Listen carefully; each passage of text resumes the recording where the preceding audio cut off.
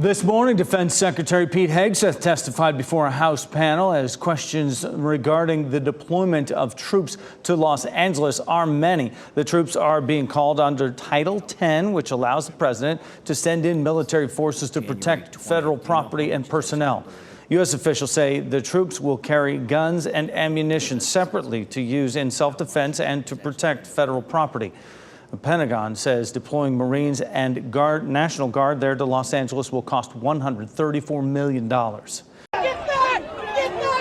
As violent unrest in downtown Los Angeles spills into a fourth day, President Trump is defending his decision to deploy National Guard troops there against the wishes of California's governor. We're going to have troops everywhere. We're not going to let this happen to our country. We're not going to let our country be torn apart. The protests began in response to ongoing immigration raids. Federal agents arresting about 150 migrants around L.A. Military violence under protests, which started peacefully, turned violent, with demonstrators burning cars and throwing bottles and chunks of concrete at police. These kids on the car, the folks that are taking advantage of this, these aren't peaceful protesters, a lot of these folks. California's Democratic Governor Gavin Newsom blaming President Trump for inflaming a tense situation.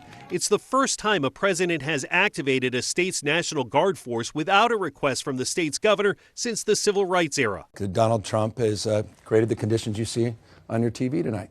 He's exacerbated the conditions. In D.C., lawmakers divided. My concern, of course, is that this inflames the situation and that he is hell-bent on inflaming the situations. One of our core principles is maintaining peace through strength. We do that on foreign affairs and domestic affairs as well. I don't think that's heavy-handed. Meanwhile, the administration is threatening to arrest any state and local officials who interfere with immigration enforcement. Stand in the way of law and order, they will face charges. A political standoff still simmering as the situation on the ground boils over. The president activated a total of 2,000 National Guard troops in California. About 300 are on the streets of Los Angeles right now. And Defense Secretary Pete Hegseth said active duty Marines are ready to deploy to California if the White House deems it necessary. In Washington, Chris Pallone, NBC News.